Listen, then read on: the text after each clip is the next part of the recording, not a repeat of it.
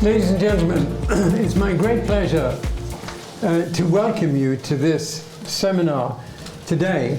My name is Brian Griffiths, and the event is really hosted by two organizations, the Center for Enterprise, Markets and Ethics, which I chair the board, and the Institute of Economic Affairs, of which I've had a relationship for longer than I care to think. I think it was, I came through the doors here around the corner from Lord North Street back in 1968 with Harry Johnson, and then not long after published a Hobart paper number 51 on competition in banking. But the IEA is a terrific institution, and given we have a subject of restoring confidence in the market, there couldn't be a better venue in London in which to do it, given the history of the IEA.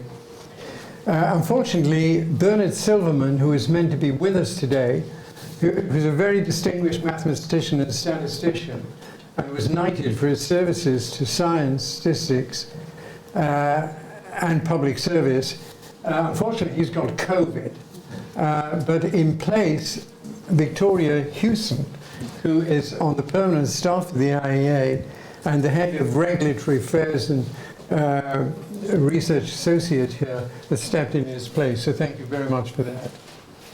We have three speakers, and first I'm going to turn to Richard Turnbull, who is the director of the Centre for Enterprise Markets and Ethics. Richard's had a very interesting background. First of all, he had a degree in economics. Then he became a chartered accountant for about 8 or 9 years. Then he went to study theology, did a PhD in theology in Durham. Then he became a vicar. Then he became the head of a theological college in Oxford. And about 10 years ago, he was appointed as the director of the Centre for Enterprise Markets and Ethics. Following Richard, we're going to have John Kroencke, who is, as you can see, very much younger than certainly Richard and myself. And who John has just completed his PhD at George Mason University in America, doing the final year in Duke. He's an academic economist. His special field is very interested in housing, and with us at CEME, very interested in family business. And then Victoria Hewson is going to speak. As I mentioned, she's the head of regulation, also very interested in trade at the IEA. She started her life actually with a first-class organization called Procter & Gamble, which is one of the shining lights, I think, of the market economy.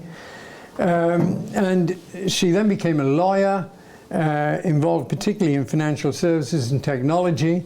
And since then, she's had a variety of positions at Legatum, finally being here at the IEA. So, and I'm asking each person to speak for roughly 15 minutes. I omitted one thing. After Victoria speaks, Richard will read out something that Bernard Silverman has sent us, and then we'll go to Q&A, and we aim to finish sharply at 2:30. So Richard, it's over to you. Fine. Brian, Mr. Chairman, thank you very much, and it's a pleasure to be here, and thank you all for coming. It is wonderful to be able to get back to in-person meetings, even though there's various challenges, aren't there, in getting everyone together in one place. But thank you for coming. It's great for us to be able to meet together again. Now, my job is really to present to you an overview of various results of polling that we have found. It will only be an overview. You've all got a copy of the full report you can take away with you, which goes into a lot more detail. So last year, the Centre for Enterprise Markets and Ethics commissioned Savanta Comres to undertake a series of polling for us across a wide range of groups, but in particular, the general public, business leaders, church leaders, and active Christians. So we were looking for what were the links, what were the connections, what were the differences between those groups on a series of questions and topics across business, tax and society. And we can summarise the overall findings as follows. And that's just a picture of the Bank of England. Because you have to find a picture on your first slide of something. The first overall finding is we discovered widespread trust in business. But that trust was focused upon smaller businesses, local businesses, or family businesses. Interestingly, even those business leaders who worked in large companies had more trust in smaller companies than the companies they appeared to be working in. We'll come back to that in a few minutes. Secondly, and connected to that really, one of the, perhaps the most extraordinary finding in the entire exercise was the suggestion, at least, that business leaders may have lost confidence in what they are doing. We'll see that come out time and time again in the next 10 minutes as I present these results. Business leaders themselves seem to have perhaps lost their way to some degree, seem to have lost confidence in business. If that is true, that has enormous implications for both the business community and society. And the third major finding we discovered was that church leaders are out of touch with their congregations and the general public. And I suppose, really, business leaders and church leaders representing two elite groups, if you like, in society, and appearing to be at odds with the wider public and their congregations. So two things then, in particular to note. First, the central role of the market economy for the peace, the well-being and the prosperity of society, the common good, if you like, if that's language you're familiar with, and the role of the market in reducing poverty is an argument and a case that has to be made afresh in every generation. That's probably my key personal finding from this. You cannot assume that people will appreciate, understand and adopt the benefits of a market economy from generation to generation. The case has to be made again and again. And secondly, and maybe not surprisingly to you, given what I've already said, elites of whatever type or variety can easily become severely out of touch.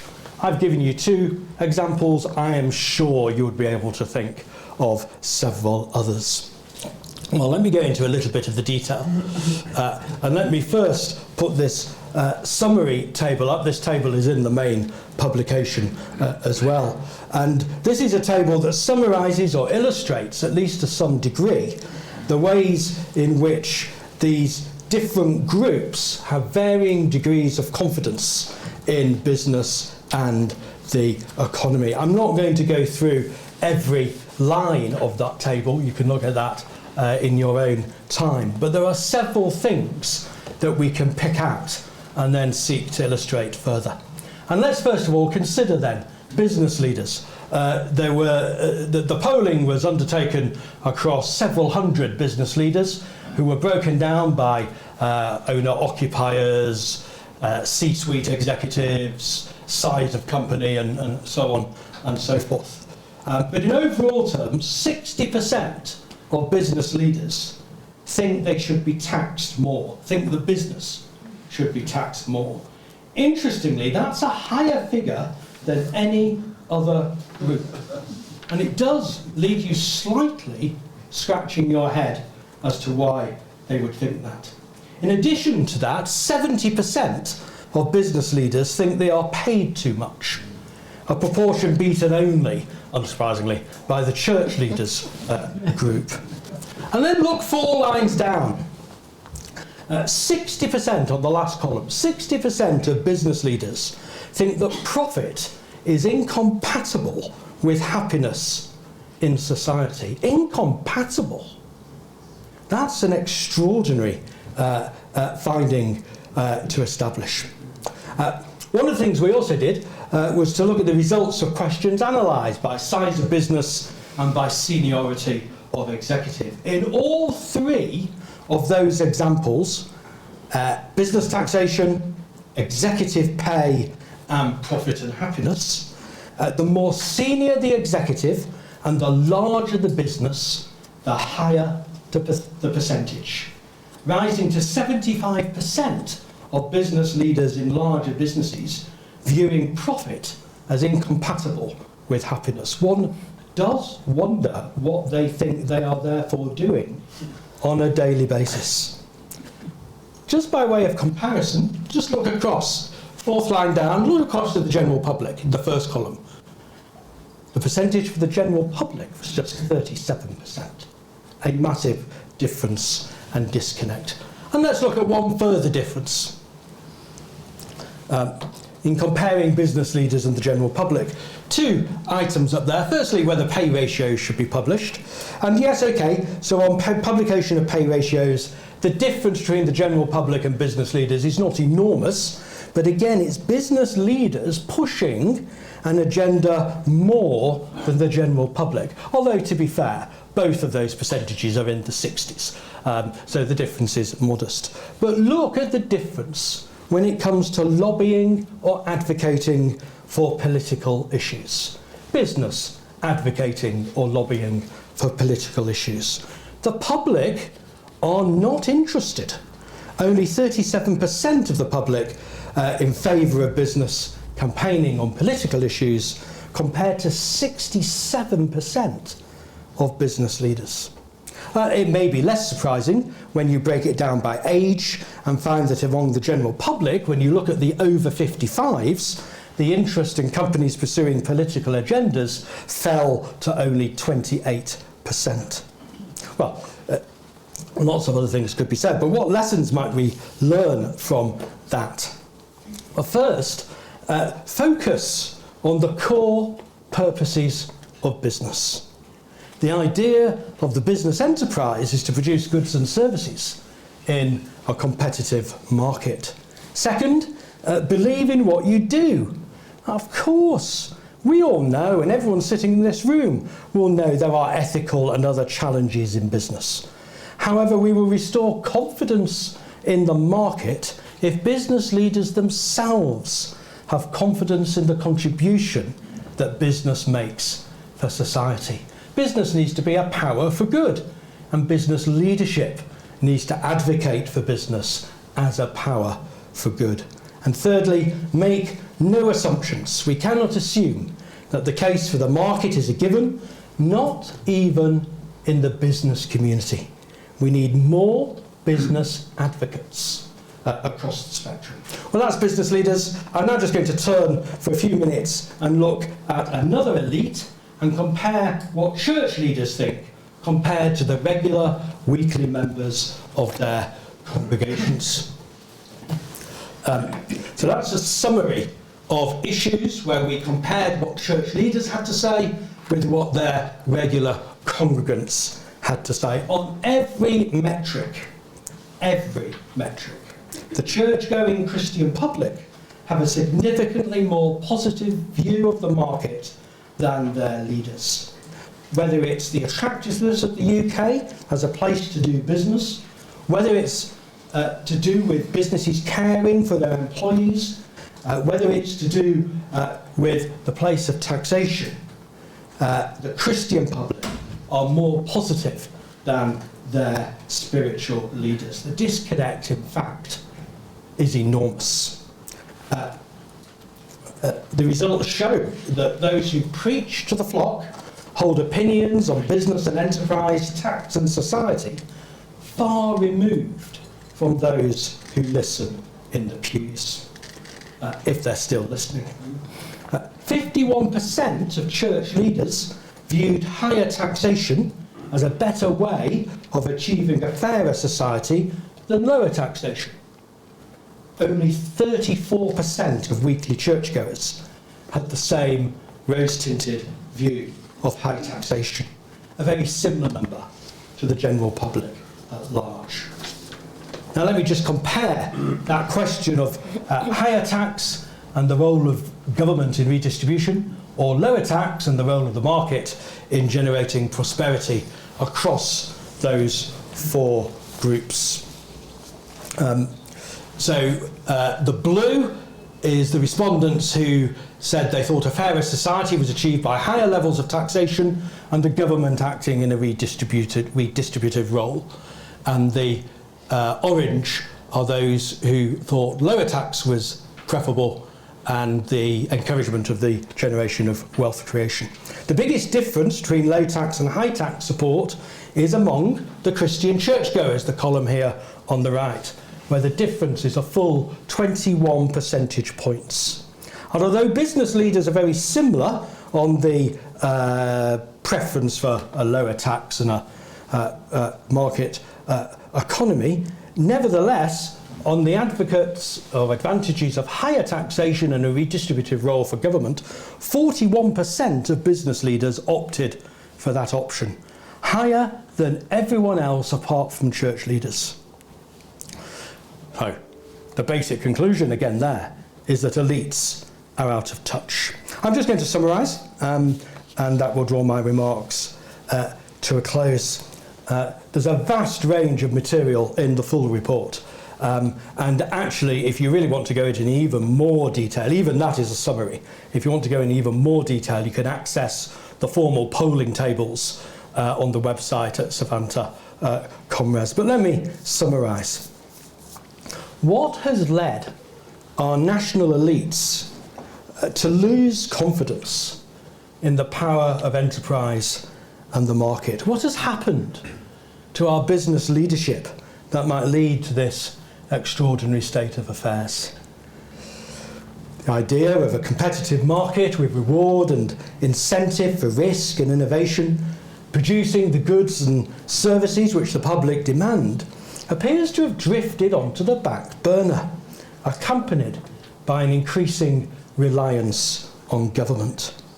But if those who are at the heart of enterprise don't really believe in what they are doing, then the implications both for business, the economy and society are enormous.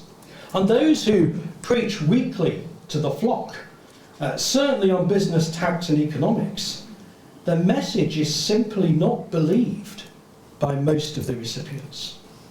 So what lessons can we learn? Just two lessons to finish and to conclude with.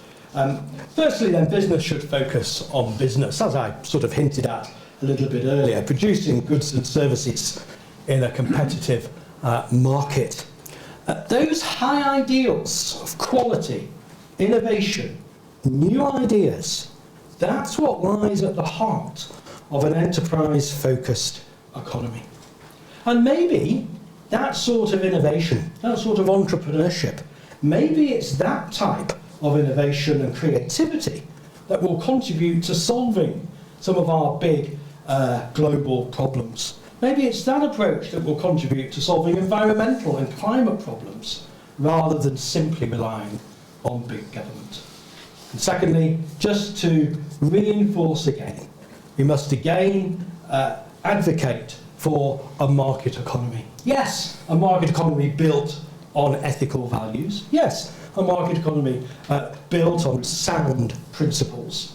But nevertheless, a market economy with thriving businesses and a flourishing society. And we need to restore confidence in the market and in enterprise, to promote business and business independence, and to generate less reliance on the role of government. And we need to restore confidence also in Britain as a good place to do business. The public understand that need, and so too do the flock. Thank you very much.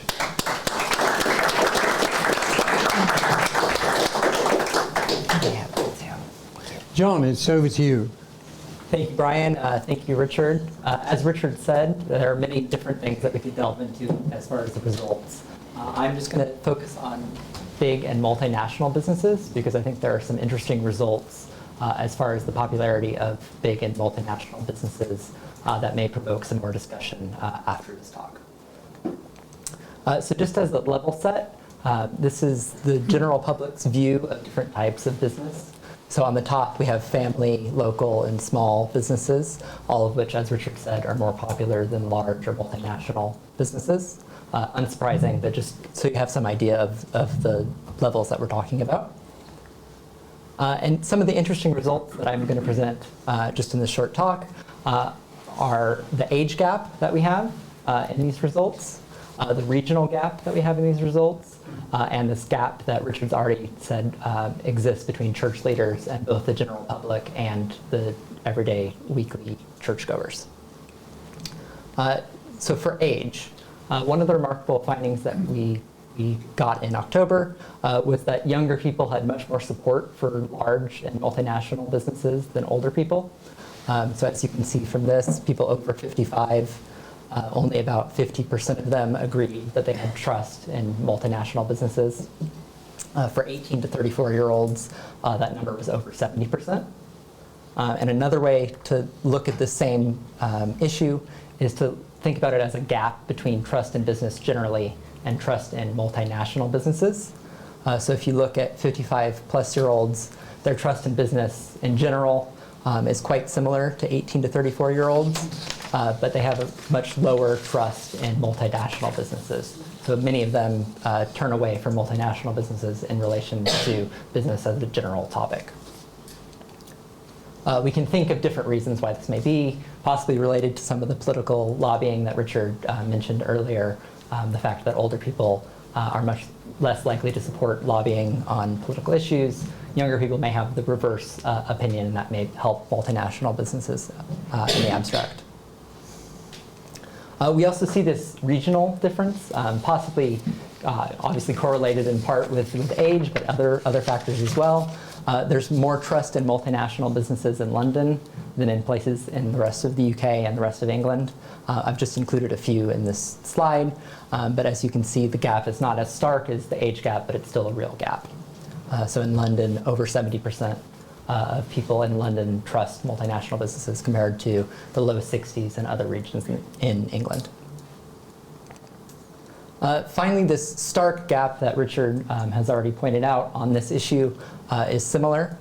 So church leaders, only about 30% of them have trust in multinational enterprises.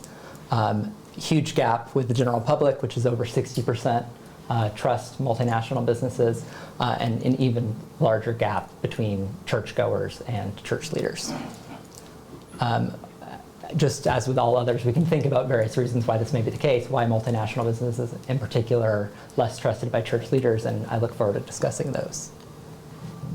I have some takeaways as well. So there are important differences on this particular issue of multinational businesses and large businesses related to those various factors that I have. I obviously couldn't include all of the various charts and data that we have on various subgroups. But one thing that I think I should point out at the IEA, in the context of big multinational companies, tech is kind of increasingly viewed as a byword. When people think of a multinational company, they're thinking of Amazon or some other big tech company. And maybe one reason why we're seeing this lack of trust, especially among older people, has to do with this increasing distrust of big tech. This is just suggestive. I have no data analysis apart from this other poll, but I thought I should mention it at least for discussion. And that is the rest of my talk. Can I say, I think that's a very interesting last point you made. I do wonder, I mean, I'm clearly in a very old age group, but I just wonder how much of us really understand tech to use it, and therefore multinationals are something outside our domain. Victoria. Thank you. Over to you. Well, first of all, I'd like to say thank you to Richard and John for the report and for the presentation of some of those results there. I highly recommend reading the report. It's perhaps not happy reading for those of us who support free markets and free enterprise, but it's very illuminating indeed. I'm going to add some observations based on a report published around this time last year by the IEA, authored by my colleague Christian Niemitz. It's called Left Turn Ahead. You can find it on the IEA website. And this was a similar sort of polling exercise that we carried out, commissioned on the group that gets known as Millennials, and their attitudes to socialism and capitalism. Now, we'll note first of all that Millennials is not, in fact, the youngest adults. It starts with people who were born in 1980 onwards. So actually, a good proportion of so-called Millennials are in their 30s and 40s. And one of the interesting takeaways from this particular report was that there are actually no detectable differences between the economic attitudes of people in the late teens and people in their early 40s. So we can say it's no longer true that people grow out of socialist ideas as they get older. And I think that's something that we can usefully bear in mind when we look at some of the age breakdowns in the CEME analysis. So, for example, we found that around 40% of millennials have a favourable opinion of socialism, and a similar proportion agreed with the statement that communism could have worked if it had been better executed. A few more figures I'll throw out here. 67% of younger people say they would like to live in a socialist economic system. 75% agreed with the assertion that climate change is a specifically capitalist problem. 71% agreed that capitalism fuels racism. And a similar proportion agreed that it fuels selfishness, greed, and materialism, while a socialist system would promote solidarity, compassion, and cooperation.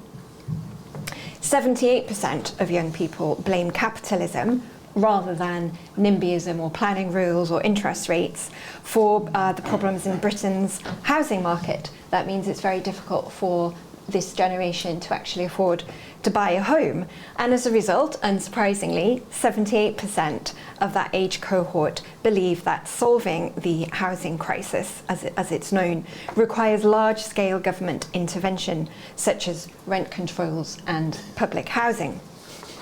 So that's all a bit depressing. More hopefully, though, support for socialism in this millennial generation appears to be wide but not deep. And that's perhaps illustrated by the data that John just presented there about the attitudes towards large and multinational businesses. For example, a majority of respondents in the IEA polling agreed that capitalism encourages selfishness, greed, and materialism, and a socialist system would encourage solidarity, compassion, and cooperation. But a majority also agreed that the profit motive is good for society because profit-driven businesses create useful products and provide jobs and generate taxes for public services. And I think we can say that there were some similar overlapping, perhaps contradictory tendencies in Richard's report, which I do think gives us some hope from our perspective as educators in that sense. And so I definitely think, this all just confirms that the findings of the report we're talking about today adds to this increasing body of literature on the subject that I think we can all say is clearly backed by real life events and experiences. Now, I think I had suspected for a long time that the leadership of the Church of England in particular, although I gather the polling here on church leaders included Catholic faith church leaders as well. But I think we've sort of all suspected that the Church of England in particular has been made up of dripping wet socialists, or at least social democrats. But I think it's more alarming to see this tendency in business leaders, a remarkable proportion of whom, as we've just heard, seem to be averse to profit making, think they're paid too much, and that taxes are too low. Now, I guess my question is, do they really think this? Or are their replies sort of coloured by what's known as social desirability bias? That is, did they just say what they thought people wanted to hear, or that they thought would make business leaders look good to the kinds of people that they are trying to impress? But in a way, frankly, I think that's equally concerning, as in some ways, as if they really do think these things, because these things become self-reinforcing, and the prevailing cultural narratives build up around it, and then economic policy gets made as a result of these cultural tendencies and prevailing views. Now, I think it's more difficult to know why this has happened and how we go about making the case for free enterprise and small government to win back the people of my generation and younger, especially these highly educated, professionally successful people, the influencers, as we might call them today, or what Hayek called the second-hand dealers in ideas. Is it the effect of education, especially higher education? Is it the outworking of economic policies that have pushed us into low growth? As we are still a nominally capitalist market economy, it's easy to see how people struggling to buy a home and pay their energy bills, despite having a full-time job and a degree, might come to have doubts about the system. And it's quite a difficult case to explain that a lot of this is because, in fact, we're not capitalist enough. We've sacrificed a lot of fundamental principles of free market economics, property rights, freedom of contract. All of these things are now very commonly challenged by our regulatory and tax system. And so these problems that the millennial generation is either experiencing themselves or witnessing from their position as business leaders, actually, are they arising from too much government intervention rather than too little? And I also think there's a case to be made, especially with all of the goings-on we're seeing across the road at the moment, that there is a case to be made around the question of, do we really want more politics? A counterpoint to questions about trust in business is surely about trust in politicians and technocrats, and getting across the reality that more power to elected and unelected officials is actually the true alternative to free markets might be one way to try and approach this. It actually all reminded me a little bit of the famous line of H.L. Mencken, who said, "Democracy is the theory that the common people know what they want and deserve to get it good and hard."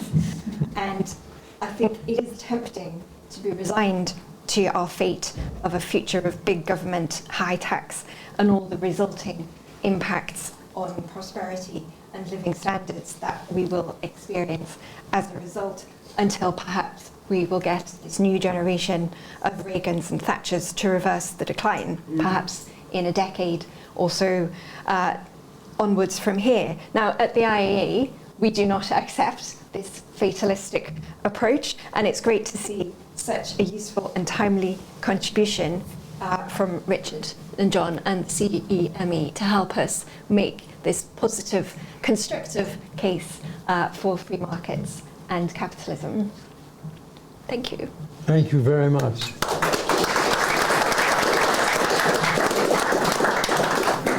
Well, the IAA is clearly alive and well in good hands.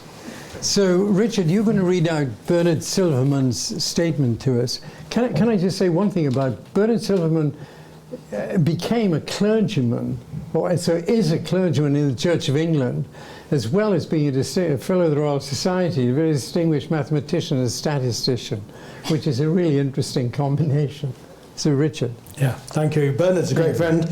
He and I met when we were both on the General Synod of the Church of England many years ago. We disagreed on almost everything theological, and have discovered we agreed on quite a lot of other things. Which is quite interesting in its own right. We met again in Oxford when I was the head of a college in Oxford, and so was Bernard at St Peter's College. Nevertheless, there's a health warning. I'm reading out his statement. If you disagree with my presentation earlier, that's fine. We can have a debate. If you disagree with this, then it's not my fault. He's got one. I've read it. He's got one or two choice lines. Anyway, this is from Bernard. I first of all want to apologise for not being with you in person for this very interesting event. I'm delighted that this research has been carried out. What I would have talked about is research that was carried out by Professor Linda Woodhead in close collaboration with myself in 2013 in support of the Westminster Faith debates. A specific question of interest to us was the disconnect between church members and church leaders on economic and political matters. Obviously, in any context, leadership often places leaders at odds with those they are leading. But where there are discrepancies, these at least need to be understood. Part of the research involved YouGov surveys combined with a separate survey of Church of England clergy. I'm afraid that with COVID, I'm not quite up to speed on looking things up. So with apologies, I will just concentrate on two questions, which are pertinent to the perceived tensions around enterprise and by implication business. There were other amusing questions, like which of Margaret Thatcher or Tony Blair did more for Britain, but let's think about the welfare system. The YouGov survey asked people to self-identify their religious affiliation. So the results. First question, should the welfare budget be increased, decreased, or left where it is? Admitting the don't knows, well over half of the population thought that the welfare budget is too high and should be reduced, while well under 20% thought that the welfare budget is too low and should be increased. That was among the general population. Among self-declared Anglicans, the proportions are nearly 60% for a reduction in the welfare budget and only 15% for an increase. That's the committed churchgoers. So very similar to what we'd seen on there. However, among clergy, the converse is the case, with about half seeking an increase and less than 20% a decrease.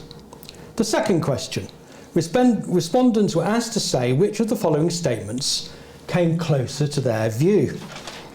A, Britain's current welfare system has created a culture of dependency, whereby many people, and often whole families, get used to living off state benefits. The system needs to be radically changed to get such people to take more responsibility for their lives and their families.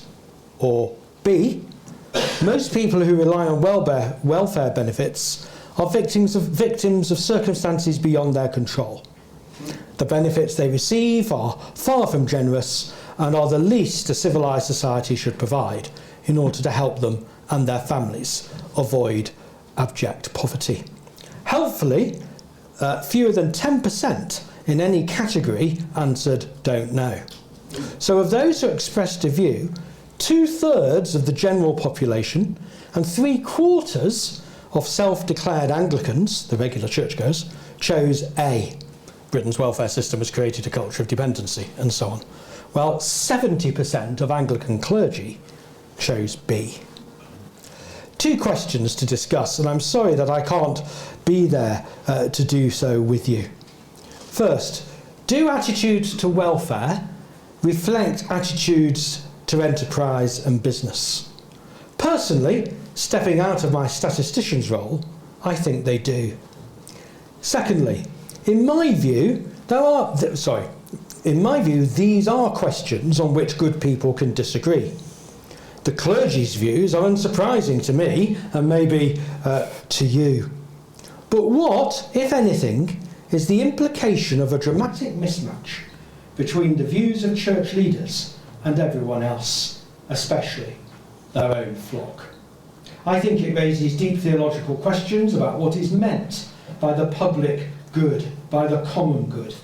It has always seemed to me that to restrict the activity and interest of God only to institutions such as the NHS and schools is a form of social democratic capture of a much wider understanding of our society, where the wealth creators are absolutely front and central in doing things to benefit everybody.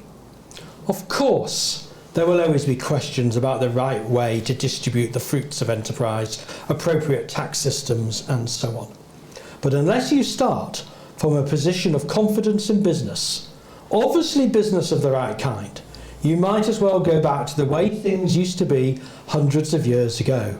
Extreme poverty, short life expectancy, and so on. Those are Sir Bernard's comments, which I'm sure we can include in the discussion on the debate, although he's not here to defend himself or to explain further. But thank you, Mr. Chairman. Thank you very much. We miss Bernard. Can I say the other thing about Bernard which interested me is that he spent something like 7 or 8 years as the head of statistics and research in the Home Office. And I'd love to hear his view of how he got on in that sort of world, given the remarks that he's made, and especially because he's a clergyman. Ladies and gentlemen, it's now over to you. I'd like to throw it open, but I would just like to read very briefly from the conclusions of the introductory chapter here, Richard, of the issues which you feel are issues to be discussed. The first is business should focus on business. Secondly, business should believe in what it does. Thirdly, it's still necessary to carry on advocating a market economy. And fourthly, and maybe that's a CEME thing, not jointly with the IEA, that we need a clearer Christian articulation of a worldview which combines a theological foundation as well as a belief in a market economy. So, ladies and gentlemen, it's up to you. If you could indicate with your hand, ideally. Gentleman at the back. None other than a great member of the IEA himself. Well, not now, but I'm at St Mary's University at Twickenham. Richard, you often quote from a Vatican publication, The Vocation of the Business Leader, or the calling of the business leader, if you like. I'm just wondering, given that you're effectively head of a seminary for 10 years, whether or not you think that the Anglican clergy have the theological, anthropological and philosophical formation, and for that matter practical knowledge, to even understand really what the calling of a Christian in business might imply and what it might mean. And if not, is that problematic, given that the vast majority, surely, of Anglican congregations, for that matter, any church congregation, are obtaining their living from business? Yes, well, that's a deep and extensive question that would take a lot longer to engage with and discuss than in the sort of 2 or 3 minutes I've got to respond to it. But I think what I would say is that one of the characteristics of churches, I speak with most experience, of course, of the Anglican Church, but certainly one of the characteristics of theological training of clergy in an Anglican setting is, firstly, it's excessively inward. It doesn't look at the big picture of society. It tends to focus on the very minutiae of church life, of even of personal life, of sort of pietism and so on. So it tends to be very much a turn inward. And the consequence of that is the inability, therefore, to place into context the economy, the society in which we live, in a way that several hundred years ago, of course, when theology was queen of sciences, actually one of the ways in which the approach in the 18th and 19th century was that all of society had to be understood in a holistic way. And the problem we've got now is everything has been put into silos. And that's true of the church, and it's true in the church's education of its own clergy. And just to finish by coming back to that Vatican document, the Vocation of a Business Leader, which, if my memory serves me correct, begins, or at least the paragraph I use, begins with, the vocation of a business leader is a noble calling under God. Simply to get that out there and to advocate some of that helps you both with an advocacy for a market economy, but it also helps you with advocacy for ethical values in a market economy, because the idea of the business leader is a calling, And that calling comes, for the Christian anyway, from God. So yes, I mean, there's a lot more that could be said, but the failure, I think, of churches to place their training and their teaching in that bigger picture world view and concentrating rather too much on the minutiae, I think has a significant impact.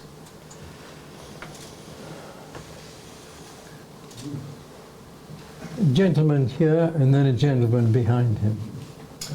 Thank you all. I found it fascinating. Maybe you can give your name. Yeah, my name is Mike Thompson. I work for a company called Anthesis. Just want to pick up and ask a question, really building on the reference to the vocation of a business leader, because I think it's really great that there is that sort of preference for the nobility in the calling, but I have to be clear, that document is pretty critical on financialisation and globalisation. In terms of capitalists, it takes quite a big punt at, business, to be frank. And it builds on the general question I wanted to make, really regarding the vocation of Christian leaders as opposed to business leaders. Is it not the case that we would expect people who've got a calling to be demonstrating care, justice and compassion in their parishes? They're exposed to people and their situations that many of us aren't. They feel it keenly. It is within their calling to feel that. So I, as a business leader, absolutely would respect the fact that they, of course, would want everyone to give more. But at the same time, I think that the point that we've touched on in terms of the value created, Richard, that you said, having them act as a call, an understanding of the process of value creation, that there is a limit to how much a society can give if it's not understanding how value is created in the market, seems to be a critical piece within that. But at the same time, even if that's explained, would you not think, it's not going to change however much education you give or however much you think it's inward? This is the nature of the calling of a business leader. And by the way, another comment on socialism, by the way, I wonder whether socialism is rightly, Victoria, placed against capitalism, because the socialist concept can be often about care, diligence, inclusivity, not necessarily command economy, versus capitalism. Adjunct point. Which of you would like to come back? Yes, I don't want to answer. Yes, that was all pertinent and helpful. I think I would say, without getting into too much of a socialist versus capitalist argument, those virtues of compassion, sympathy, love and care are not exclusively socialist compassions. Those are compassions that go much wider. And I think you're very right to draw attention to them. I wouldn't box those just in with socialism. I think, Adam Smith, for example, when he wrote The Wealth of Nations, that was 16 years after he'd written The Theory of Moral Sentiments.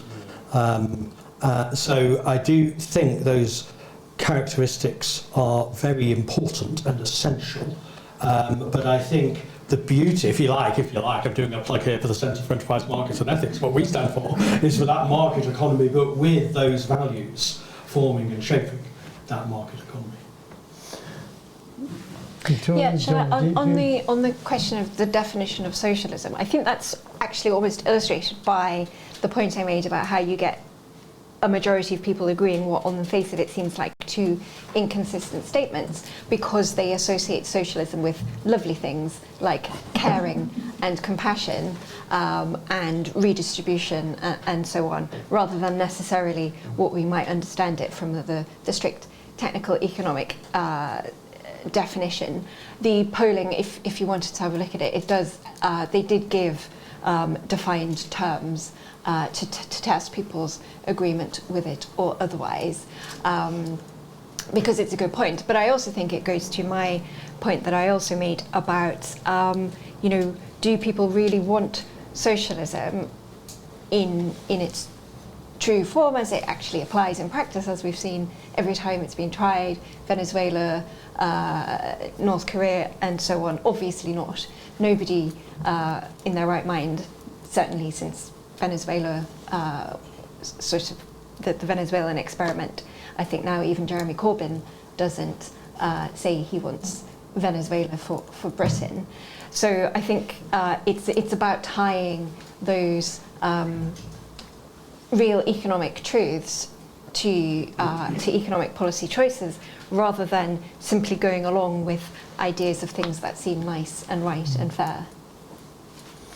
Thanks. John, do you want to comment on this? Or? Nothing else. No. I'd just like to add one thing in relation to that. I've been arguing for an ethical foundation to capitalism all my life. And certainly here, Ralph Harris was a very devout Anglican, and Arthur Selden, the two founders of the IEA, I mean, Arthur was Jewish, came as an orphan, refugee from Nazi Europe. When I have a son who is a lawyer, and he decided he wanted to study theology. He's now a vicar in Cardiff. And when I went to his ordination service, and I haven't been to many ordination services, I realized in my life, I was just amazed at how strong in the ordination service are the words anyone becoming ordained has to take in relation to the poor, the disadvantaged, the widowers, and so on. And because over my life, I've dealt a lot with clergy and bishops, archbishops, and so on. And the one thing, the feeling I get from them is, in the end, they just cannot somehow get their hands around defending the market. And therefore, I think, I don't want to attack them for that. I think the onus is really on us to put the case. And I must say, I think some of the encyclicals of the Catholic Church are some of the best documents, especially when Michael Novak had the ear of the Pope. It was the gentleman now with glasses behind, and then a lady in the penultimate row. John Tattersall, I find myself as sort of split in terms of your category. I'm both a priest and a business leader, so quite how I reconcile God and Mammon is sort of different, a different day and topic. But what I did want to come in on was really 2 points, but linking together. First of all, very interesting, Brian, you comment on the vows that I had to make when I became a priest, and indeed all others do. Can I just stop and ask you, which church are you in? Oh, Church of England. Church of England. And secondly, which business are you in? I now chair a government body, actually, but on the other hand, I've chaired a bank before now, so we've been astride different bits of business. But I don't want to get into that, really, because it detracts in some ways from the issues we're facing. No, but I have to say, as chairman, it adds colour to who you are, that's all. I think, first of all, one of the big conundra in our society is the word profit. People see profit as, in some ways, evil. And if you can get across profit as being the way in which business sustains itself, we get over a big hurdle. And a lot of my fellow clergy really struggle with that. In a sense, it's natural, I suppose, to confuse profit with excessive compensation, excessive salaries, bonuses, and so on for executives. But actually it doesn't lead inexorably to that. Profit is the means of sustaining business and sustaining the market economy. But let me just move on subtly, because I was fascinated by Richard's highlighting the extent to which business leaders are themselves critical of business, or business people are critical of business. And in some ways, over my working life, business has changed. And what has driven that, I think, is the massive growth of private equity, venture capital, whatever you call it.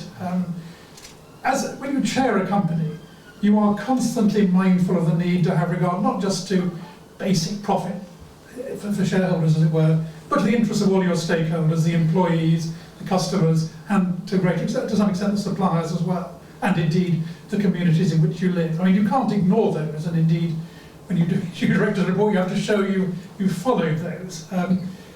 In some ways, the pressure that business people are feeling from private equity somehow subsumes that. Businesses are put under enormous pressure, particularly when even very large businesses are bought out by private equity with a view, very simply, to selling them off at a large price, often stripping assets out of them.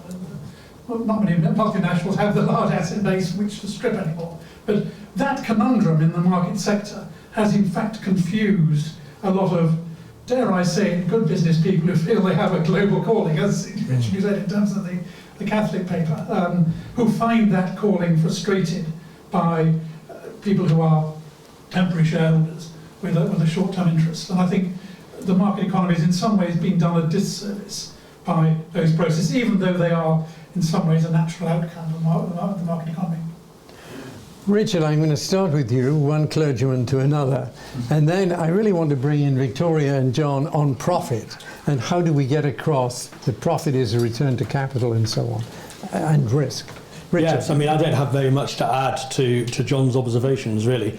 I mean, I think the issue and the role of profit is important, but what it made me think and realise as you were describing is, of course, one of the other disadvantages we have, because we've divided our lives into these silos, and it almost goes back to Philip Booth's question at the beginning, we never actually debate these big ideas.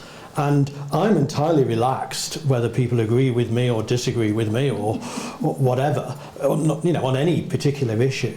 But one of the problems is we no longer debate these big, significant issues. And I would much rather have a good, upfront, open, clear debate with different views coming in, rather than just fall into this complacency. Which is what I think we've done. And I think the business leader community, I absolutely accept everything you said about the pressures on the business. But I just wonder whether, you know, there's been this fall into complacency, and what we need to do is actually generate some good, proper debate around some of these important issues. Victoria, Well, profit. Yes, profit is not a dirty word. Profit is the incentive that drives innovation, that drives production of goods and services and things that we all value, as well as creating jobs and allows people to be paid wages. If you take away profit, you end up with a very distorted system of incentives that makes it, as we've seen from nationalised industries and so on, you end up with a whole different set of incentives and interests in play that are not necessarily conducive to productivity and efficiency. I will defend private equity briefly. If anything, I think we need more private equity in investments in businesses in this country. Private equity businesses, as I understand it, tend to be more efficient and more profitable, and that is actually good for the long-term sustainability of those businesses, and for productivity, in fact, which we know in this country for various reasons, some of which remain slightly obscure. We do have a problem with productivity growth in this country, and private equity investors tend to actually drive productivity improvement, which is good for skills, which is good for people's job prospects and prospects for progress in their careers and so on. So I would defend private equity in general, and of course profit making as well, as you'd expect. Thank you. John. And I largely agree with Victoria, but just to take it back to our polling, one of the most striking questions I thought, going the other way against a lot of the other things that we've been saying about the difference between church leaders and people who attend church regularly, was on page 11 of the report, that table that Richard presented at the beginning of his talk. And profitable businesses not compatible with happiness in society. The people who attend church actually were more likely to agree with that than the church leaders. And in some of the discussions with bishops, you got to some of that as well, and kind of they're thinking about profit being part of the system of society, that there needs to be higher taxes, more charitable acts, or whatever else. But there wasn't as much, as you said, of this lack of support of the role of profit in society, which I found quite striking. Right. There was a person down there, the lady in the penultimate row, and then gentleman here with glasses. Thank you very much. My name is Paola Romero. I'm a researcher, and I want to thank Richard's clarification about ethical virtues and how they're rooted in the natural law tradition from which liberalism really it's its home.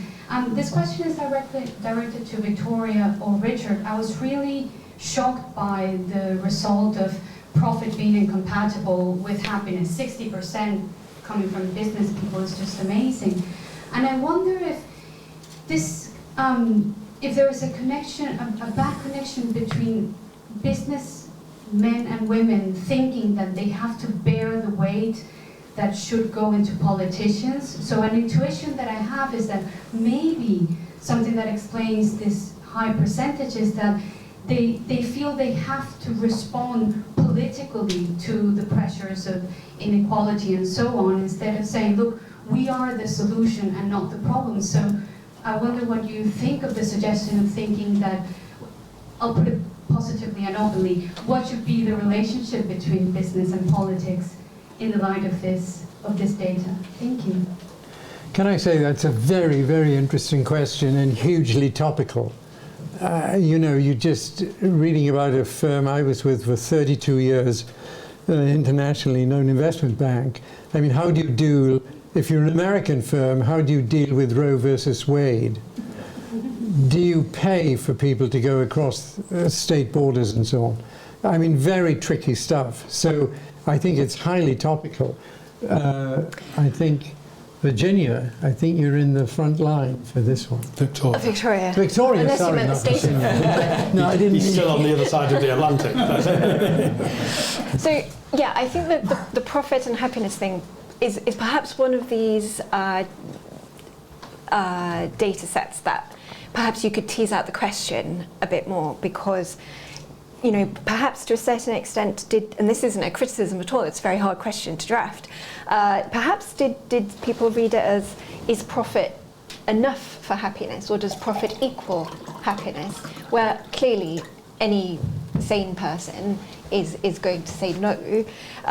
So I guess there's a question of interpretation there between incompatibility with sufficiency or conditionality for happiness. But then perhaps this is something that reflects more as well on more general social conditions, aside from just economic policy making.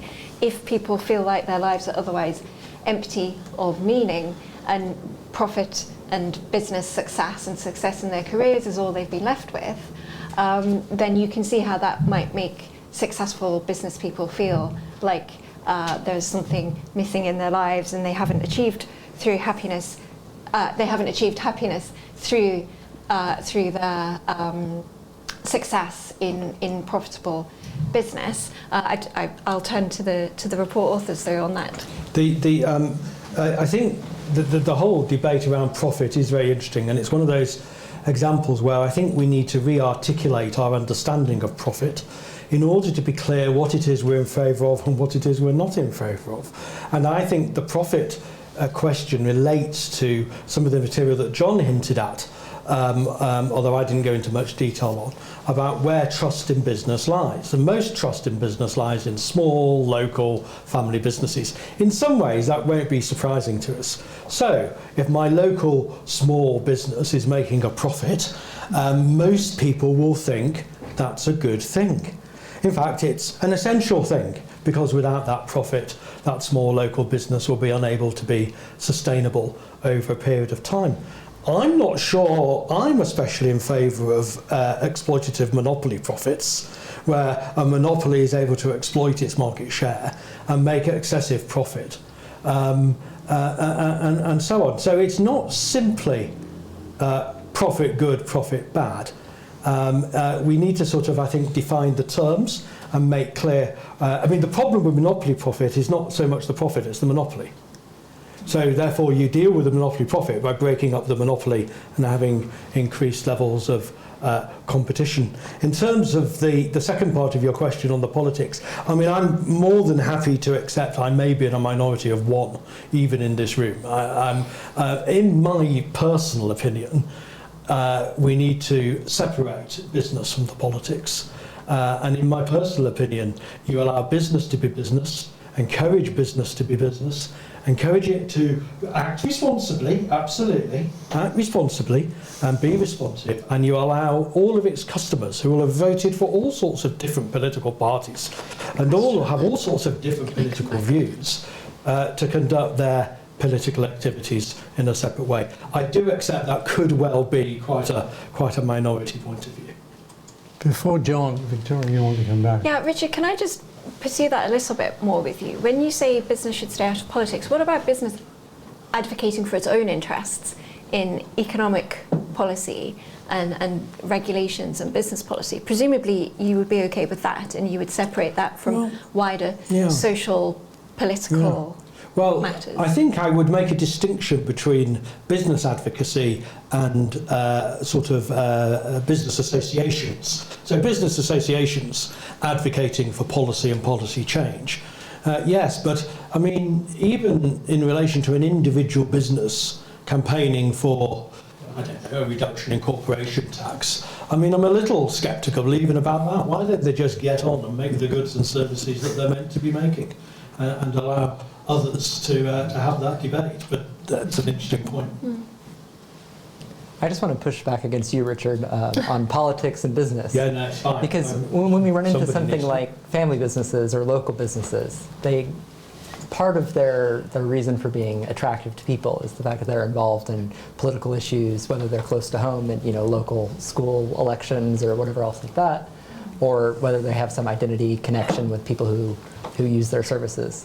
Do you think they should not participate in politics? So maybe I'm being unclear I would make a big distinction between community involvement and party political advocacy. And I would be completely in favour of one, and I'm less in favour of the other. So I don't have... So for example, I know a local business near where I live, and he was telling me the difficulty he has even in being photographed with the local MP on Small Business Week, because the local MP is a particularly well-known figure in a particular party, and his view is, but I serve all my customers. But if he were to sponsor the school fete, I would see that as a contribution to the local community. I mean, I don't want to make too much of it. I don't want to make too much of the politics, and it was a relatively small part of the report. I'm just sort of... I just think it can be a distraction. Certainly, I think it can be a huge distraction. One thing you observe, or I've observed over the years, is that the corporate state has really grown, and business people, after they've been very successful in running a company, they feel they need recognition. So they'd love a knighthood, or some honour from the Queen, or they'd love a peerage, or something like that. And what you find is that the sort of desire of people for being celebrated, it just impels them to become closer to business and to a sort of corporate state. What I also observe is this, I don't want to quote any names, but so many companies where if ever you want to sell a stock in a particular company, one of the best indicators is the closer the chief executive has become to government organizations, quasi-government organizations, where they're spending their time. Gentleman here, and then a gentleman over there. Sir. Is the issue, Charles Amos, ex-IA intern, is the issue not for capitalism today that we are accepting the collectivist ethics? You've all spoken today about business being justified insofar as it helps society, but is it not justified insofar as it allows the individual to pursue his own ends? I mean, do we really want to justify a businessman's ownership and his energy on the basis of it helps others? Shouldn't we stand firm as individualists and say, no, he has that by right, he's not using anybody as mere means to his own ends, and for government to intervene and to tax and regulate him is to use him, it's to disrespect his person. It's not because, it'll be ineffective in helping the poor, it's wrong to use violence against that individual. John, shall we start with you? I think luckily we're often not put in that position, and we don't have to choose between the two things because there are social benefits of the system. So I'm going to completely duck the question. Well, as ever, I agree with Charles. I think from a principles perspective, individual freedom has got to be the starting point. But that said, where we are today, the political discourse and the case we have to make for free markets, we do have to make the instrumental case for the positive benefits of respecting those fundamental principles, if that makes sense. Another slightly non-answer. I don't feel the need to make the sort of sharp distinction that you made. I don't feel the need to draw such a distinction between individualism and that wider benefit to society. I think the two operate together. I mean, it was Adam Smith, wasn't it, who said, you know, the individuals operating will achieve a common good. So I don't actually feel the need to make the distinction between a sort of individualistic approach, which I kind of understand and accept, but also a wider approach of society. I mean, we do all live in a society where business operates in a society. We have to figure out in our political discourse, don't we, the role of government in society and so on. And my beef really is, that's a very bad way of putting it, my point really is that it's not saying government bad, business good. It's working out what is the proper role of government in society. What is the proper role of business in society? What is the proper place of individual freedom? And sometimes it's when those things get out of balance, for example, with a very high tax burden and an expansion of government expenditure, for example, that you find it tipping in one way or the other. But I would just see those two things as operating together, that our individual freedom and our societal freedom are connected. I just wouldn't draw feel the need to break it out quite as you did. Can I just say one thing, if I may, in defence of what you said? And that is, there were many times I had to get involved in helping writing a speech for Mrs. Thatcher. And she would say, and she must have, I heard her say it 100 times, Brian, we start with Magna Carta, and then we go to the rule of law.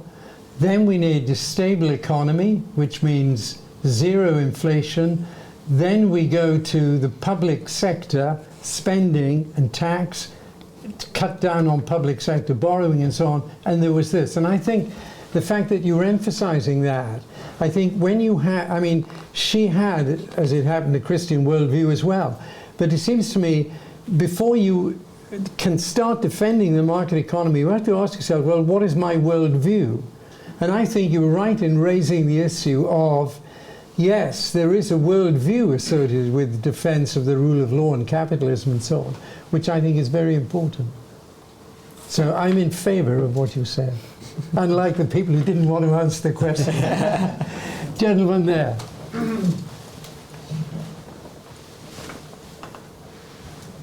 My name is Ernie Graham. I'm a developer and operator of nursing homes here in the South East.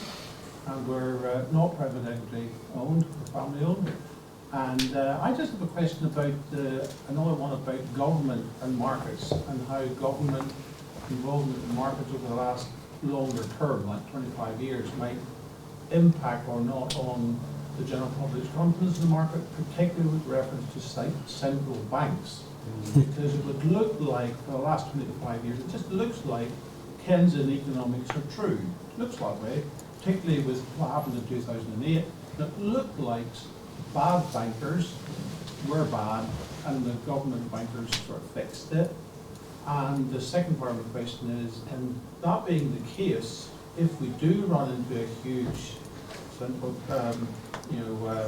liquidity crisis with markets, particularly regarding central banks and stuff, maybe it'll be seen that government involvement in markets isn't as good as it should be, and true free markets might come back to the fore if there's a real tough economic time. Just to comment on that. Thank you. Can I just clarify the question? In the first part of the question, were you saying that there were bad banks, private sector banks, or bad central banks, or just the perception that bankers were bad? I even joke with our bankers, say they're good bankers. But I mean, in 2008, it looked like it was greedy bankers. Markets breaking down. This was evidence that capitalism equals greed. Yeah. And by printing money and stuff, it looks like central banks can just fix it and can create value in themselves by printing money. This might be proven soon to not actually be true. Who knows? But just to comment on that. Right. Thank you for the clarification. Richard. Well, I'll give a slightly quirky answer to your question, which I agree with. And again, I accept I'm probably at the slightly more negative end towards government interventions than some. But I'm just going to forgive me for just a minute's distraction, or half a minute. Let me give you an illustration from the world of the church. So a local church, like one I was the vicar of many years ago, you would run a youth work. The members of your local church would contribute money in order to employ people to, not to employ people, would contribute money in order to support that youth work. Then somebody has the bright idea, let's employ a full-time youth worker. So money is put up and raised, the full-time youth worker is employed, and all the other members of the congregation stop doing the youth work. Apply that to the state. What happens with taxation and the expansion of taxation is you squeeze out civil society, you squeeze out the intermediate institutions, you squeeze out the middle. And I think the future of, this sounds a little pontificating here, I'm sorry, to me, the problem of the state getting too big and then relating it to the individual is we've squeezed out the intermediate institutions. We pay our taxes and therefore think we have no further responsibility. And I think we need to recover what Thomas Chalmers referred to as the moral principle, that every individual, whoever they are, whether they're rich, whether they're poor, has the power to make moral decisions for their own life. And I think we would do, it was a slightly quirky answer, but I think we would do well to re-establish that position and therefore reduce the level of government interference, but comparatively therefore increase the level of personal responsibility and societal third sector, if you like, civil society institutions. Yeah, I think you make a very important point. The fallout from the financial crisis in 2008 is still such a very important part of this discussion, both in terms of the substantive effects on our economy, which we can still see in around us all the time in terms of debt, interest rates, monetary policy, financial regulation, and also particularly relevant to today's discussion, the public perception of especially financial services industry and public confidence in the financial system. Unfortunately, the reaction, an understandable reaction in some ways, was to react and say this was deregulation gone mad, this was capitalism run wild, whereas in many respects actually regulation was the problem. There was a lot of regulation in place at that time. It just turned out it was regulating the wrong things and distorting incentives around risk and liability with all of the effects that we saw. And unfortunately, I don't think the regulatory reforms that we have seen since then have really repaired that. In many ways, they've made it worse, with effects on competition in financial services in particular. So yeah, you made a very good point. The outworkings of 08 are still very much with us. I think I'm going to move on, if that's all right. Robert, and then Stephen Beer. Robert Wickham, IA author, economist, and I've been producing a balance sheet for the last 45 years, which I'm happy to say has been profitable. Yes, first point, quick question. Have your studies gone into some of the major Pentecostal free churches and their attitude to development? Because I see a huge difference in attitude between the established, the Anglican, not Anglican. I was one of the dreadful people in the free churches. And they are really quite entrepreneurial in many of their approaches. And indeed they're growing rapidly. And they have to deal with capitalism because their need for property and similar is almost insatiable in some parts of the country. That's just a question. The second observation, obviously I would go with the whole theory of the creation. Capitalism is part of the God's work of creation. Now, as Richard knows, I have a vested interest in this, and that is to move. Green Pastures tonight will have 6,000 bed spaces, and they're all supervised by individual churches and chapels. We do have no state interference because that limits what we can do, and they have pastoral oversight. I refer and I defer, Richard, to your knowledge of 19th century capitalism, and there seems to me an important step to take to make these entrepreneurs more self-assured and more confident in what they're doing to work with community organisations. Obviously, I've got a vested interest in that, but I won't take a percentage. Okay, but that's my observation. Yeah.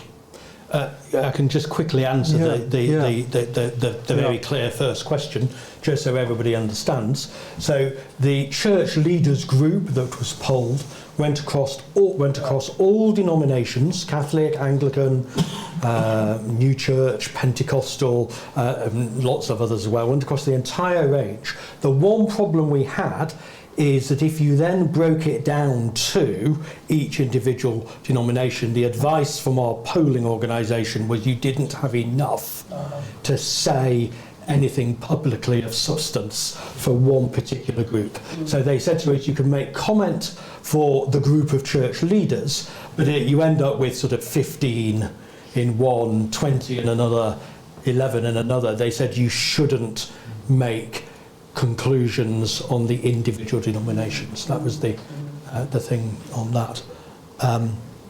On your other point, it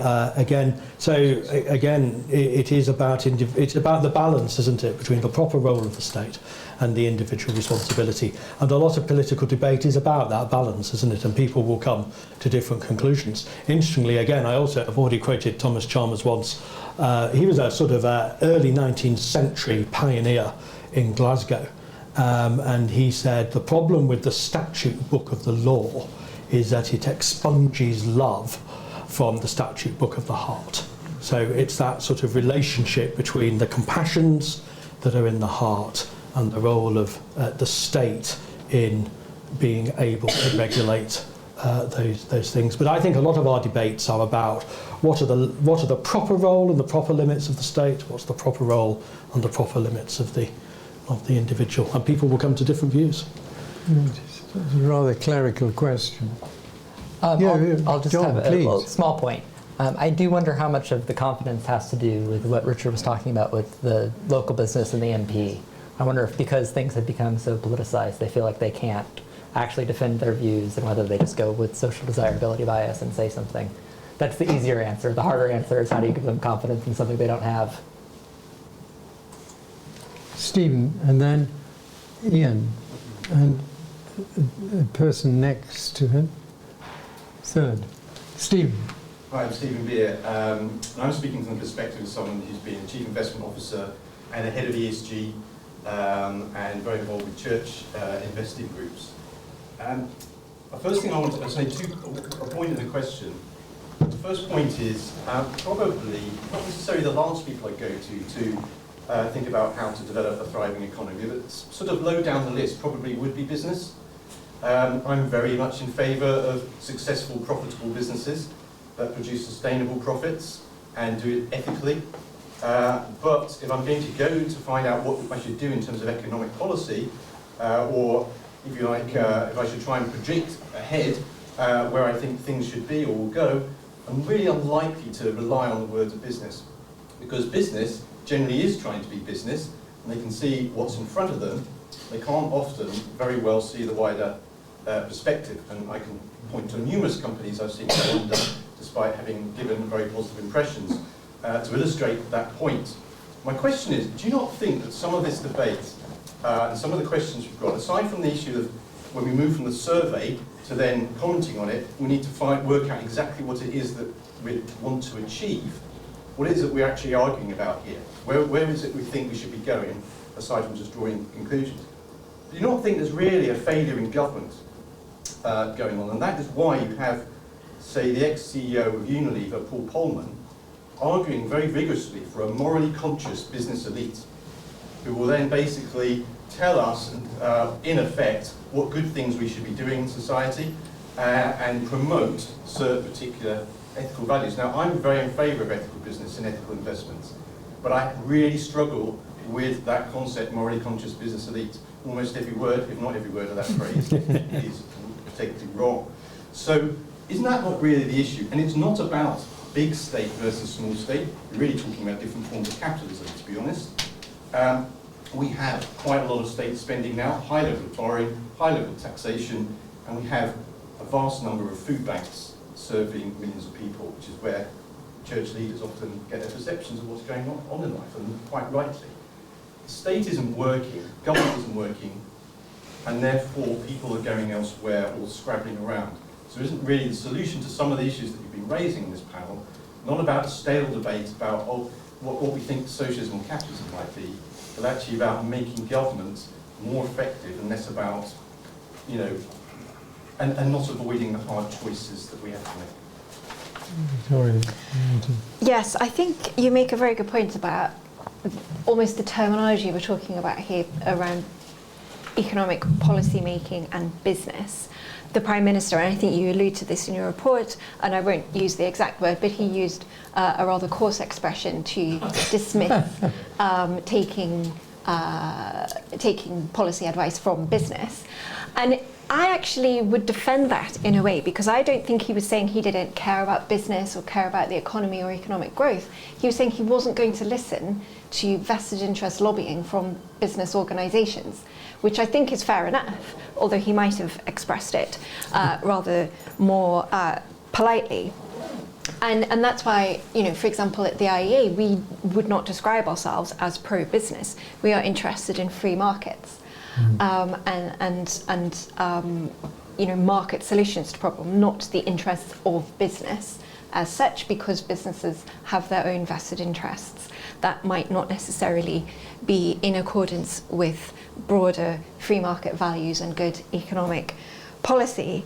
And I would say on the question of this question of morally conscious business decision making, whatever the phrase was, and this almost goes to Charles's point a little bit as well, making profit lawfully and honestly is a perfectly moral and ethical pursuit, and should be applauded, because this is the way people create livelihoods for their families and jobs and, you know, contributions to their wider society and to the nation.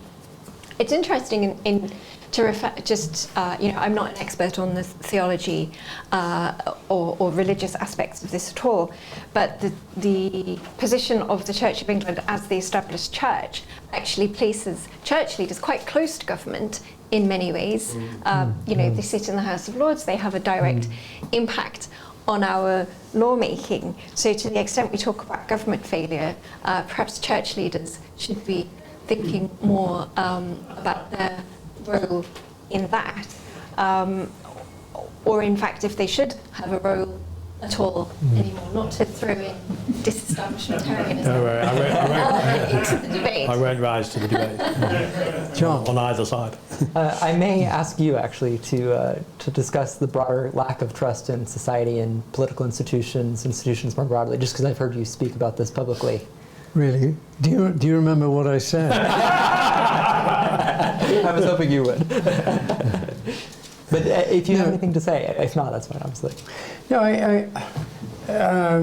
I mean, it's a very tricky situation that we're in at present, with two members of the government, two senior members of the government having resigned. In my day, it was Nigel Lawson and Geoffrey Howard, both of whom I worked closely with, who resigned. You know, we have processes to deal with this.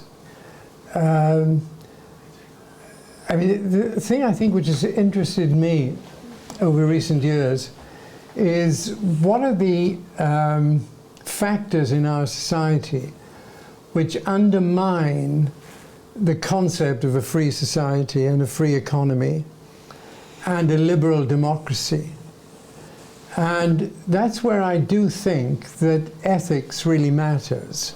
And I was only listening this morning to the Today programme, and this were members of the House of Commons, not in the government, but saying the more they talk to the constituents who approach them, you know, just on the street, saying, for example, you know, I've always voted Conservative. This time, it's not that I'm going to vote Labour or Lib Dem, but I just want to vote the Conservative because I believe people in public life should have certain sort of standards. And that's why I think we have to combine, you know, the free market is part of a bigger picture. And I'm totally committed to free markets, but I'm also committed to freedom, and I'm committed to a larger view, and people asking themselves the question, well, where do I stand in that larger picture? But I think in terms of the question raised, I mean, I happen to know Stephen very well, who has done a lot of work with the mining companies, who are some, I have to say, I think some of the toughest companies to deal with in the world. And, you know, they are in very difficult situations. But Stephen has been working there, actually with both the Catholic Church and the Anglican Church, in terms to ask the question, you know, if you're a senior executive in one of these companies, what exactly should be your attitude to the kind of questions which we're asking today? So that, broadly speaking, is where I would sort of come into this. Richard, do you want to... Just briefly, I mean, I'm just trying to respond to Stephen's point. I absolutely agree that the formulation of economic business policy should be something that isn't just, you know, you don't just go to business for that. In the same way that policy, I think, belongs to us all, so do I think the free competitive market belongs to us all, and actually shouldn't be sort of captured by interest groups and used by interest groups. And morally conscious, I can't remember the phraseology. Yes, morally conscious business elites and Paul Pullman and so on. You know, sometimes mayonnaise is just mayonnaise. Thank you, Richard, very much. Ian, and then Mr. Godden. So, Ian Jones, Mansfield College, University of Oxford. I really wanted to pick up your Take comment. the microphone for the recording. Sorry? Yes, sorry. I don't want a microphone. I don't use these very well myself. Can you hear me now? Is that right? We can hear you loud and clear, Ian. I'll keep my voice down. I wanted to pick up Victoria's point about financial regulation. And the whole question of how banks have responded after 2007, 2008, and well, I just leave the committee, the people here to make their own judgment of whether they think bankers have responded or not. I don't think that's the sort of issue. But I work with somebody who's very much a free market economist, and I've sort of resisted from time to time his argument about encouraging the competition, because I can see that in fact sometimes banks can actually use their competitive drive slightly tends towards to exploiting their customers. We won't go too far down there. But I've now come very much to the conclusion that we shouldn't be interfering, and we shouldn't be encouraging bankers to be fairer and all this sort of thing. What we really need to do, if we believe in effective markets, is actually make sure they're properly regulated. And I wanted to ask you, Victoria, you raised that question now, and I just wanted, if you'd like to say a little bit more about what you think is the appropriate form of regulation. The other point that somebody made about the difference in types of regulation and in terms of market power, all right? But I think my impression of this, the Competition and Market Authority is actually very, very positive.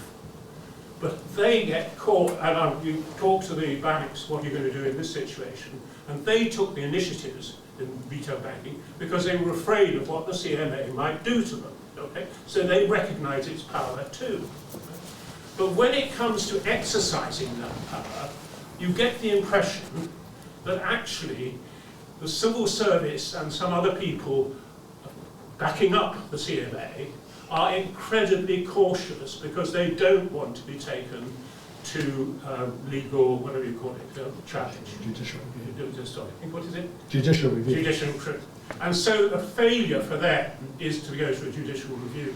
A way of avoiding that failure is actually modifying their advice so that it doesn't go to judicial review. And the problem for them with judicial review is that people bring in new experts, very well paid, etc., and also they can even define the terms of the. So the question I'm asking really is, we want more of that sort of regulation. You half hinted that you weren't sure that the new system is working too well. I leave you to make the criticism. And what are we going to do in order to get the regulation we need in order to make sure that highly competitive banking delivers? Well, there's a lot there, and I'll try and just hit a few points at a fairly high level. The kinds of what I would favour as a way for delivering an effective, competitive free market in financial services would actually be a lot less regulation, relying on the common law, freedom of contract, and the very unfashionable phrase self-regulation. And I would commend the work of Philip Booth, who's here with us today. If anyone wants to have a look at some writing on that, that's available through the IAA. And for example, and I know you mentioned in particular this idea that I think you said you didn't particularly favour making banks deliver sort of fairness, but you wanted to see them properly regulated. Now, what I would say there is that our current financial system, the rule book of conduct regulation from the Financial Conduct Authority, includes treating customers fairly as one of its headline principles. And that's one of the things that I think has actually been almost worst for delivering competition and innovative, valuable services, especially to poorer consumers, because it has made banks very risk averse about delivering products and services because of the risk that they might have misjudged the fairness of the offering to that particular consumer. And I wrote about this, another plug for an IEA paper, I wrote about this in particular with reference to the Financial Ombudsman Service that has basically set about rewriting its own rule book with no accountability whatsoever, really, apart from the prospect of judicial review, which is very difficult for most firms to bring a judicial review challenge because of the cost and the risk and the high threshold to actually win that kind of case. Yeah, and another example actually of the kind of regulation that we are seeing the Financial Conduct Authority pursuing. They want to bring into the listing rules quotas for women and minorities on boards. Now that's highly questionable whether that kind of intervention is even within their powers at all. And there's actually a strong legal argument that it's ultra vires and wouldn't withstand judicial review. But again, a judicial review challenge is very, very difficult to bring and comes with huge risk of costs in case you lose and have to pay the government's costs to defend it. So again, I'm assuming that you would not also favour that kind of very intrusive prescriptive regulation that isn't really about financial services or economics at all, but perhaps we're talking about things like capital adequacy requirements that sort of try and tame the risk profile that banks can adopt. And again, I would say regulators tend to be chasing the last crisis and bringing in rules that might potentially have helped in 08, we don't know, but seem actually to be having rather negative effects on financial services today. And especially, I think, perhaps for today's purposes, that's felt most keenly by the poorest people who are simply cut out of retail financial services on things like their investments or insurance policies and so on. Yeah. We're almost short of time, Richard. So just two quick comments on linking to both those points. Firstly, on regulation, Andy Haldane, the former chief economist of the Bank of England, said the problem with regulation is it always adds one more drawer to the filing cabinet. It always adds one more story to the apartment block. It always adds one more carriage to the train. In other words, it's always ever expanding. The second point, if you go back to the history of banking and you look at the banking institutions of the 19th century, you had a much wider range of banking institutions, much more local. What did they value most? They valued their independence. And that was what gave them that, not power, but they gave that ability to serve in local communities and local people and so on. So although those are general points rather than the specifics about banking adequacy and so on, it seems we need to bear those in mind as well. Very briefly, regulation in banking has become an industry of its own. And Mervyn King makes the point, instead of having all these regulations, if you simply had some relation of equity capital to what they could do, that's all you need. And you could do whatever you want to do with that. Secondly, the more you squeeze the banks, you allow near banks to expand, and they're going to get around it like that. So in some way, there's an optimal degree of regulation in a society which people feel, and it's almost part of a social contract, I think. But Richard Godden, you have the last question, and we have 2 minutes to answer it. Do stand up, Richard, if you... I've got 2 minutes to I can't see it. Sorry, Richard Godden from Linklaters. I'd like to bring us back to what I think is the most alarming finding of this, which is that business leaders have given these extraordinary answers. Because it seems to me that if we're going to remake the case for capitalism, for the market economy, we really have to make sure the business leaders are on side. And the reason I'm alarmed is because I don't think it's a rogue finding. I have seen it in my own experience. I've even seen it in my own firm. When talking about the good that business does, I bet you if you ask most of my partners, is this being recorded? Right? Yes, it is being recorded. I bet you if you ask most of my partners, they'll talk about our corporate responsibility programs and this and that. If that's all business leaders believe that is the good they're doing for society, then we're in a mess. And a few years ago, I was discussing this with my senior partner, and I explained why I thought that actually giving legal services to companies raising money was a much more important function benefiting society than painting old ladies' flats. And actually, he thought that was so wonderful and so novel that I was put on a video and played on a continuous loop for an entire week saying this. But there's a really serious decline in confidence in liberal democracy, and it brings us back to the whole world view. And it seems to me we really, really have to re-establish confidence of the business community in the fundamental benefit of what they're doing. And I've heard all the other things, but if we don't do that, it's just not worth it. That wasn't a question, was it? Comment. Okay, one sentence from each person on the panel here. John, starting with you. I agree. I think that was quite interesting to find, and the question of whether they believe it or don't, I think the fact that on the interaction you're getting that, then I tend to agree. Richard. Education, education, education. We need to educate, and we need to get that case out there. Victoria. Yeah, I couldn't agree more. Law firms, I'm afraid to say, are amongst the worst offenders in that sense. And I think in some ways it's actually a dereliction of adult responsibility. It's almost an infantilization of business leaders who seem all too keen to jump on a bandwagon of Greta Thunberg and all of these other sort of young leaders. And I think business leaders need to get a grip and start acting like grown-ups.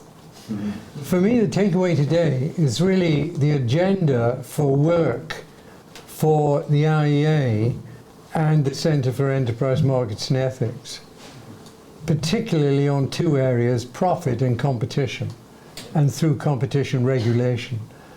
And I think there is so much that we could do in these areas, and I look at the head of research here, who smiles. No, he's not. He looks around him. He's not. No, he's not anymore. That was a long Oh, sorry, I thought Former. Can I say thank you so much for coming. It's been a great time. Thank you for the questions, and thank you as the panel. I wonder if you'd join me with giving a big round of applause to them.